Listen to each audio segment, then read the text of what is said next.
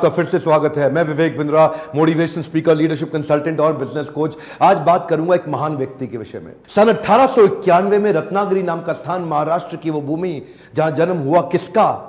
एक profound powerful दलित leader का, एक ऐसे शक्तिशाली पॉलिटिशियन, वुमेन इमेंसिपेटर, एक इकोनॉमिस्ट, एक प्रोलिफिक राइटर, एक थियोरिस्ट, एक ऐसे महान व्यक्ति जो कि बुद्धिज्म का रिवाइवलिस्ट भी था, ह्यूमन राइट प्रोफाउंडर और eminent scholar, razor sharp intelligence. नाम था इनका डॉक्टर भीमराव रामजी अंबेडकर। छोटी उम्र में ही ये रत्नागिरी से सत्तारा नाम के स्थान, महाराष्ट्र के अंदर जो पुणे के नजदीक है, वहां शिफ्ट हो गए। इनकी माता का देहांत हो गया था छोटी उम्र में। बचपन से ही बड़ी दिल को दहला देने वाली, दुखी कर देने वाली, एक बच्चे को आतंकित, पीड़ित कर देने वाली, तंग करने वाली, परेशान करने वाली कठिनाइयों के दौर से ये गुजरे।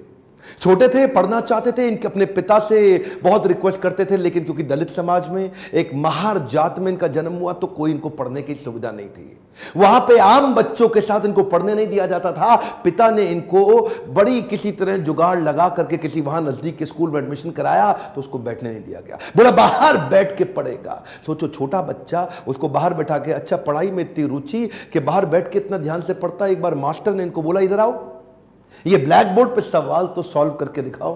अच्छा, ये ब्लैक बोर्ड पे सवाल सॉल्व करने गया तो अचानक बच्चे चिल्लाए, मास्टर जी नीची जाति का है। और इतना ही नहीं, बच्चे चिल्ला के भागने लगे ब्लैक बोर्ड की तरफ। ये हैरान हुआ क्यों भागे, तभी देखा सारे बच्चों ने अपने अपने टिफिन उठाए, वहां से उठा के पीछे करने लगे, धक्का मारने लगे। क्यों? उनको डर था इसकी परछाई से इनका खाना अपवित्र ना हो जाए।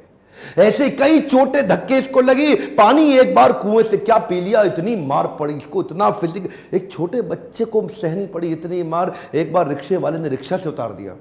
बोला तू नहीं बैठेगा रिक्शे में। क्यों? क्योंकि रिक्शे वाले को बीच में पता लगा कि ये नीची जाति का है। और उसके बाद उससे बोला तुझसे डबल पैसा लूंगा, और फिर रिक्शा भी अब तू चलाएगा। वो नीचे चलने लगा, रिक्शा भी। जानते हैं उस समय केवल छूने से नहीं, परछाई तक से दिक्कत थी इनकी। और परछाई तो छोड़िए, इनकी आवाज सुनने से भी लोग सोचते थे कि अपवित्र हो जाए। ये जो आवाज से अपवित्र, परछाई से अपवित्र, छूने से अपवित्र, ये दर्द जो उनको सहना पड़ा, ये दर्द इनकी जिंदगी में बहुत बड़ा रोल प्ले किया आगे चल के इनकी लीडरशिप को बिल्ड करने में।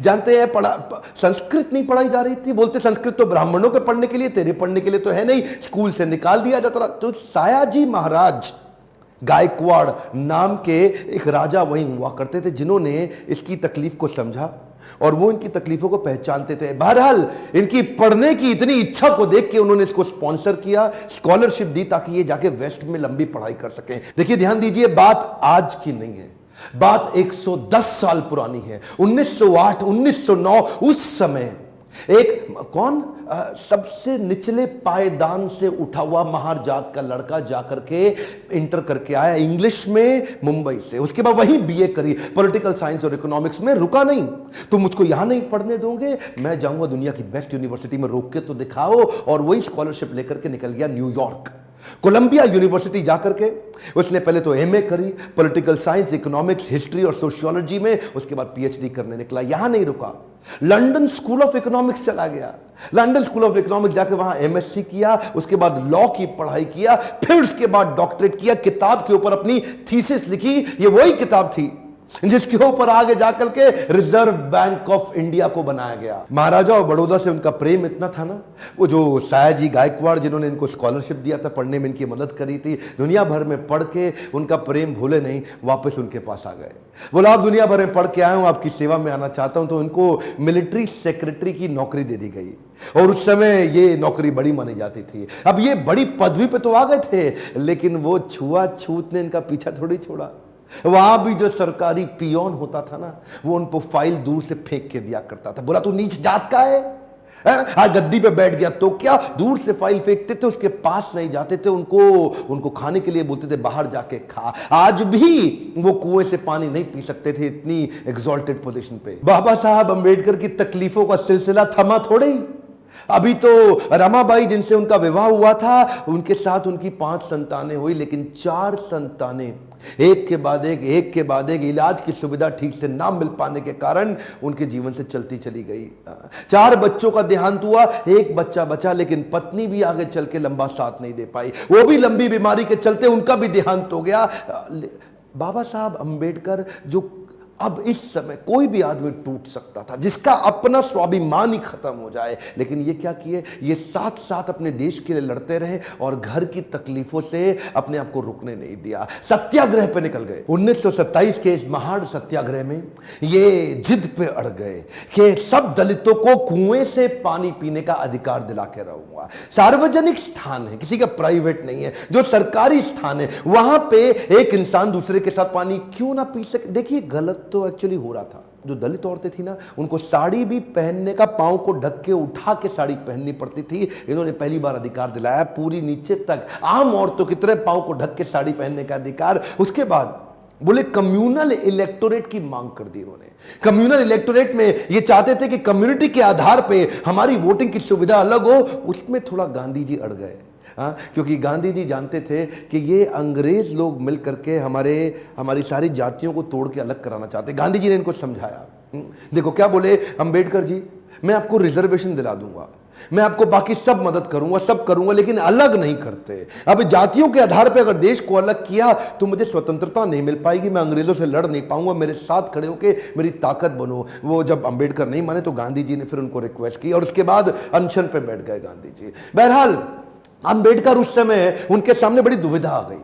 वो सोचे एक तरफ मेरी अपनी जाति के लोग, मैं उनकी मदद करूं, और एक तरफ देश में आंदोलन लड़ रहे हैं गांधी, उनका जीवन, इनके जीवन का त्याग ना हो जाए, कहीं ऐसा जीवन ना खत्म हो जाए। उन्होंने गांधी जी को समझाया, बोला ठीक है आप अपना अनशन छोड़िए। पूना पैक्ट वहां साइन किया गया, और पूना पैक्ट जब साइन किया उस समय इन्होंने रिजर्वेशन तो कम से कम कंट्रोल में कर लिया। The evolution of provincial finance in British India नाम की इनकी किताब, द प्रॉब्लम ऑफ रूपी नाम की 2 किताबें, जिसके आधार पे आरबीआई की स्थापना हुई।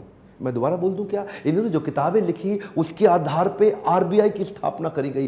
कैन यू इमेजिन, भारत के सबसे निचले पायदान से आया एक यंग लड़का जिसकी कोई मदद करने वाला नहीं, आज उसकी बुद्धि पे आधारित हमारे कॉन्स्टिट्यूशन की स्थापना भी की जाएगी। इनकी ज्ञान, बुद्धि और कौशल का लोहा इंडियन लीडर्स और ब्रिटिश लीडर्स दोनों मानते थे। 1947 में भारत आजाद हुआ और गांधी जी के पास नेहरू अपनी पूरी कैबिनेट की लिस्ट लेकर के आए। जब नेहरू, जो कि स्वतंत्र भारत के पहले प्रधानमंत्री होने वाले थे, पूरी कैबिनेट की लिस्ट लेके पहुंचे और बताया कि देखो इनको मैं तो तभी गांधी ने पूछा इसके अंदर बाबा साहब अंबेडकर का नाम कहां है, और वहीं थोड़ी उनकी बहस हुई और गांधी ने बोला कि नेहरू ये तुम्हारी कैबिनेट नहीं है, ये आजाद भारत की कैबिनेट है। तभी उनको कानून मंत्री के रूप में लिया गया, और न केवल कानून मंत्री बल्कि तुरंत जो ड्राफ्टिंग कमेटी थी इंडियन कॉन्स्टिट्यूशन की, उसका चेयरमैन भी बना दिया गया। इनकी इंटेलिजेंस के आगे कोई कुछ बोल नहीं सकता था। जो इनसे सहमत थे, असहमत थे, दोनों जानते थे कि इस आदमी में बुद्धि बहुत है। बहरहाल मन तो है कि मैं घंटों तक इनके विषय में बात करूं, एक्चुअली मन भरता नहीं है इनके विषय में बात करते हुए। इतने बुद्धिमान व्यक्ति, आगे चल के इन्होंने हिंदू कोड बिल और महिलाओं के लिए बड़े कानूनों के अंदर कई बदलाव लाए। ये वो पॉलिटिकल लीडर नहीं थे जो सत्ता के लिए लड़ते थे, ये लड़ते थे उनके लिए कि देश में कमजोर हिस्से को उठाना देश के हर लीडर की जिम्मेदारी। एक हम मोर टाइम ध्यान दीजिए,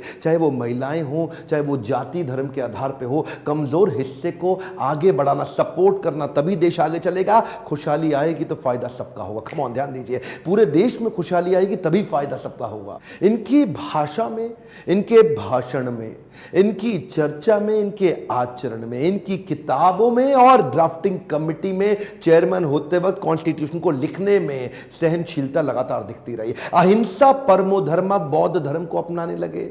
आत्मवत् सर्वभूतेषु, भागवतम में बताया गया है कि बौद्ध धर्म में आत्मवत् सर्वभूतेषु, सभी जीवात्माओं को अपनी तरह देखना चाहिए। ये जो समान दृष्टि देने का उन्होंने प्रयास किया, ये उसके बाद ये बौद्ध धर्म को स्वीकार करने चले गए। आखिरी तक काम प्रेम से करते रहे, किसी से लड़ाई नहीं लड़ी। आपके लिए क्या मैसेज है इसमें? एक मैसेज लेके जाइए, एजुकेशन इज द टूल। पूरी जिंदगी में सबसे निचले कमजोर तबके को उन्होंने उस एजुकेशन के बल पे तो खड़ा किया। ये लगातार जो पढ़ते रहे लोग इनके सामने चुप, इनकी एजुकेशन के चलते तो हो जाते थे। कोलंबिया यूनिवर्सिटी आगे चल के इनको number 1 scholar in the world की उपाधि से नवाजा गया। देश ने इनको भारत रत्न दिया। एक बात समझ लीजिए, इनके बराबर लीडर पृथ्वी में गिनती की होते हैं, परसेंटेज में नहीं होते। लर्निंग क्या है? एजुकेशन